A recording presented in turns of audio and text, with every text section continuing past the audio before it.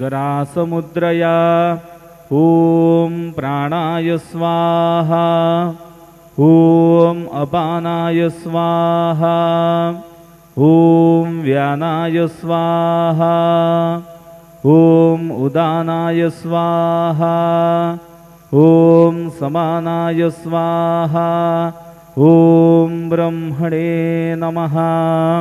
नैवेद्यमध्ये पानीयं समर्पयामि पुनर्नैवेद्यं निवेदयामि।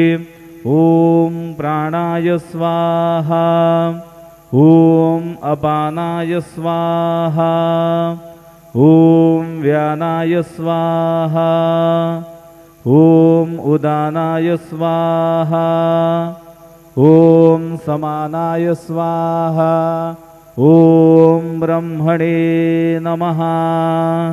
नैवेद्यं समर्पयामि हस्तप्रक्षालनं समर्पयामि मुखप्रक्षालनं समर्पयामि।